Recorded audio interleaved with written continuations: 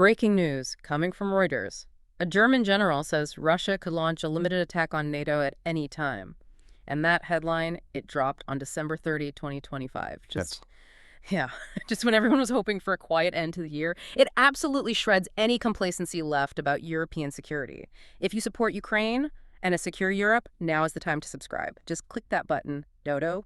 Subscribe to Defense Reports. It's your go-to source for timely, in-depth military and defense reports. I'm Alex, and with me is Arya. In this deep dive from Defense Report, we're giving you a sharp, no-nonsense breakdown of the latest in global defense news. And today we are covering a story that demands immediate attention. We really are. Our mission today is to unpack this incredibly complex picture. It's one of immediate danger, but also a long-term existential threat. And our sources are the statements from Germany's highest military brass. So we're looking at a dual timeline then. Exactly, a dual timeline of readiness and warning, and it's setting the stage for every single policy decision being made right now. Okay, so that's the first big piece for you to understand, this jarring contrast. An attack that's possible, tomorrow, small, quick, limited. Versus a full-scale assault. A major war against the entire 32-member alliance, potentially by 2029. And that difference, that timeline, dictates everything. And this isn't just theory, is it? Oh, not at all. Our sources detail a very real and, frankly, a massive collective response already underway. It's called Operation Eastern Sentry. And what triggered it? It was launched after the largest concentration of Russian drone incursions we have ever seen. There was this one terrifying incident. 19 Russian drones violated Polish airspace in a single night.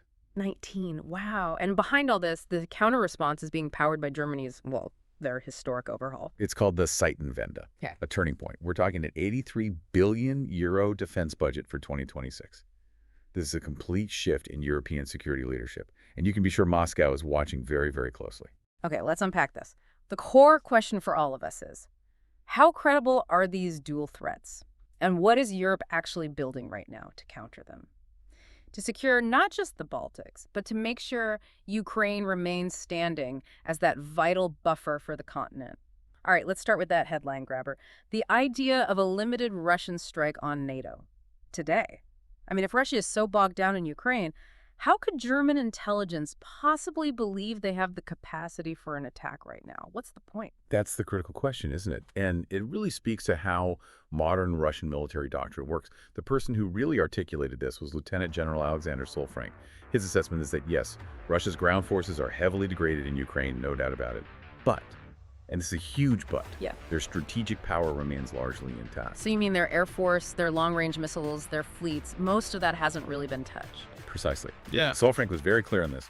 Their air force retains significant combat power, their nuclear and missile forces are untouched, and their fleets, outside of the Black Sea, haven't been meaningfully reduced.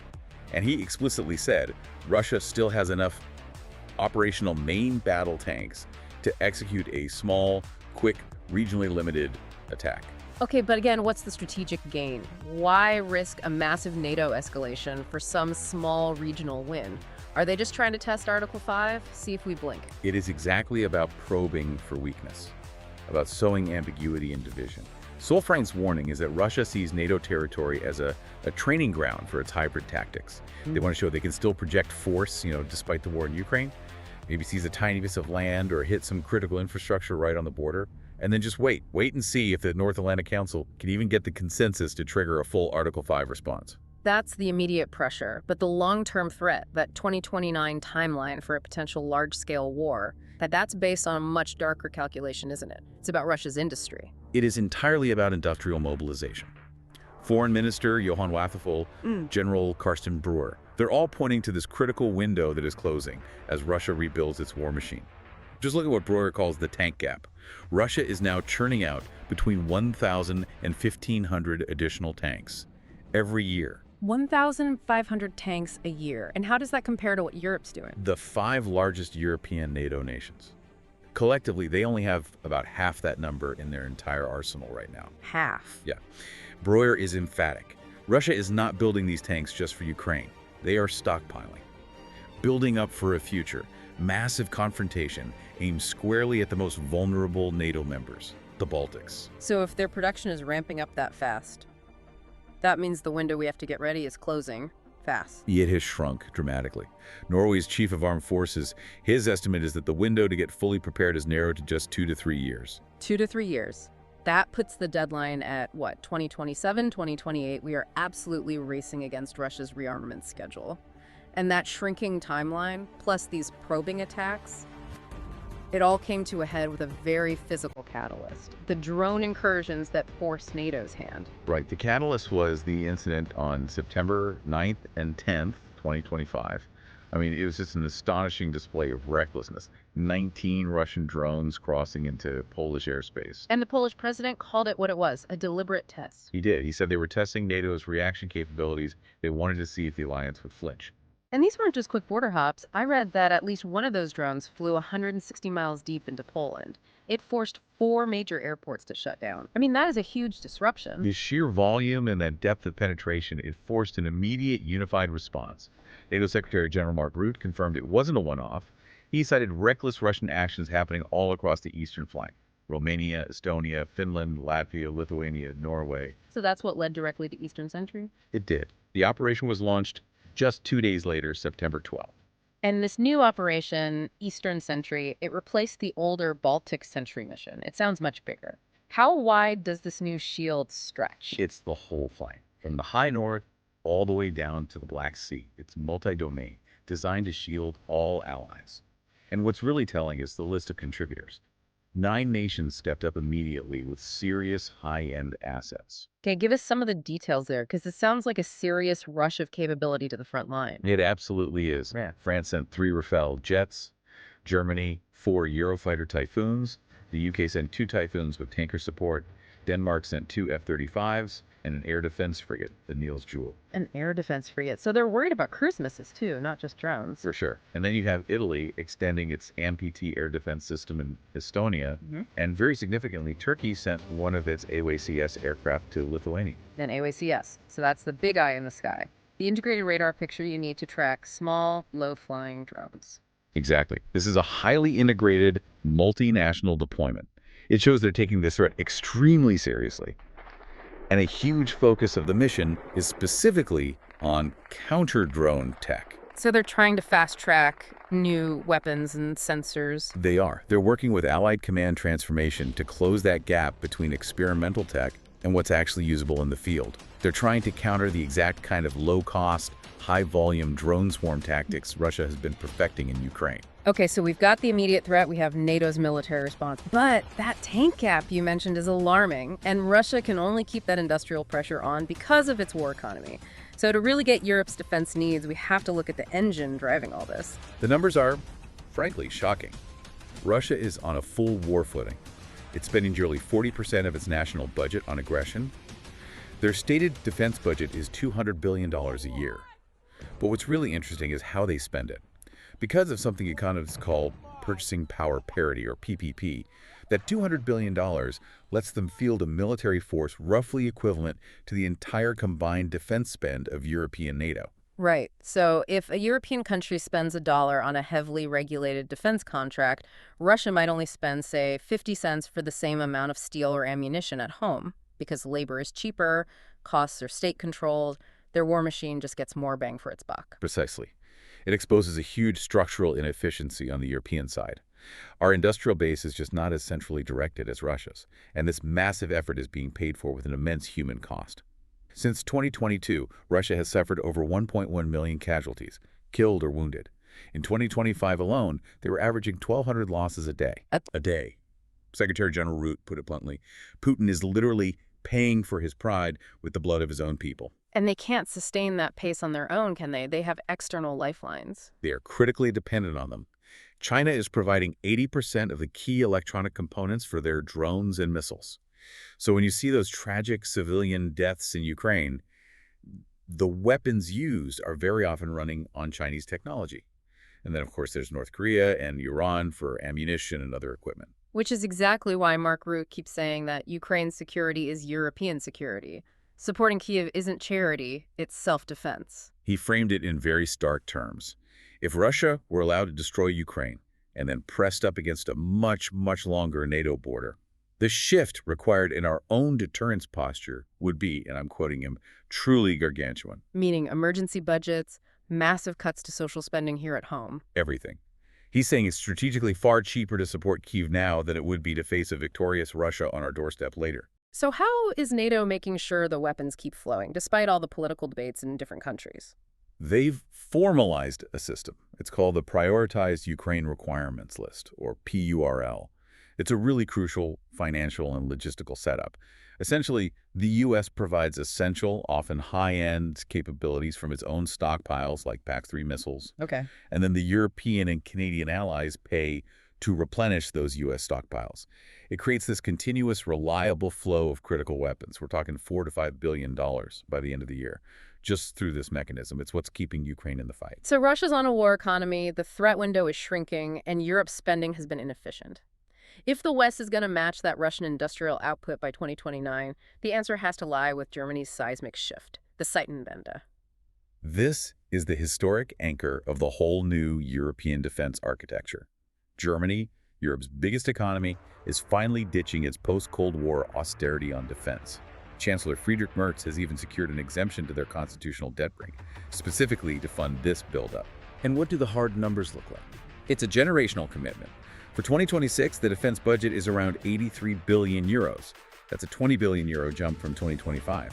But the real goal is to hit a new, higher NATO target of 3.5% of GDP on defense by 2029.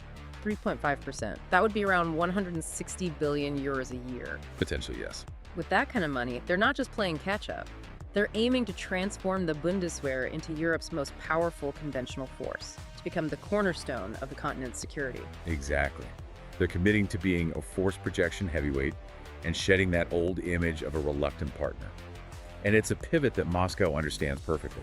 A rearmed Germany is one of the largest strategic threats to their long-term plans. And this isn't just about money, is it? We know it's tied to actual war plans, like this Operation Plan in Germany. Yes, that's the blueprint for how you'd actually move forces on a massive scale. Wow. It details how you'd get up to 800,000 Allied troops, German, U.S., and other NATO forces moved eastward to reinforce the flank within 180 days. The goal being deterrence. Show them you can do it so you never have to. Right. But the plan itself reveals some fascinating and honestly slightly jarring problems. Like what?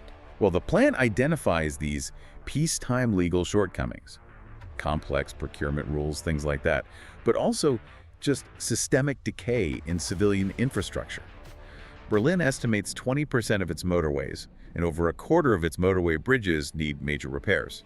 Wait, really? So the fate of the eastern flank could literally depend on fixing potholes and bridges in Germany? It sounds absurd, but yes. Those aging bridges become critical logistics choke points on the military's mobility map. Fixing civilian roads has suddenly become a strategic military imperative. And of course, the threat isn't just tanks and drones. It's the hybrid war that's being fought every single day to undermine the political will needed to even fund this defense effort. That's the unseen front, the constant effort to destabilize and divide. And German intelligence has been very clear on this. They've explicitly accused Russian GRU-backed groups of carrying out sophisticated hybrid operations. What kind of operations? We're talking cyber attacks on critical systems like air traffic control and aggressive disinformation campaigns, spreading deepfakes ahead of the February 2026 general election, specifically designed to, quote, undermine trust in democratic institutions. And this disinformation, it has a very specific political goal inside Germany, doesn't it? Oh, absolutely. The pro-Kremlin campaigns are designed to discredit the established parties, like the SPD, CDU, the Greens. At the same time, they boost support for the political fringes, the far-right AfD, the far-left BSW. Both of whom are calling for an end to Ukraine aid and a reversal of sanctions. Exactly. The core narrative they're pushing is that supporting Kyiv is the sole reason for Germany's catastrophic economic situation. It's an attempt to turn a security policy into an economic suicide narrative. And it has gone beyond cyber to physical threats. It has. The source material warns of a heightened risk of Russia-backed sabotage, arson, vandalism, targeting critical infrastructure energy, water, and especially the defense industry itself. There have been foiled plots, including one to assassinate the CEO of a major German arms manufacturer. They're trying to disrupt the very production Germany is now relying on. So finally, let's look at how Russia tests the ultimate deterrent. Article 5. In a hybrid attack on, say, a small Baltic state, How would they use ambiguity to their advantage? Analysts often use scenarios like an attack on Narva in Estonia or the Suwalki Gap. The Russian playbook would start with hybrid tactics, mass disinformation about so-called ethnic cleansing of Russian speakers, huge cyber attacks taking down the power grid, special forces neutralizing command posts. And the crucial part here is that Article 5, the idea that an attack on one is an attack on all. It's not an automatic switch you just flip. It's not. It requires political consensus in the North Atlantic Council. So Russia would take very careful steps not to directly target Allied forces in that initial phase. The goal is to sow maximum ambiguity and fear of escalation, paralyze the decision-making process. If they can demonstrate that the transatlantic link no longer functions, they can achieve their goals without ever triggering a full military response.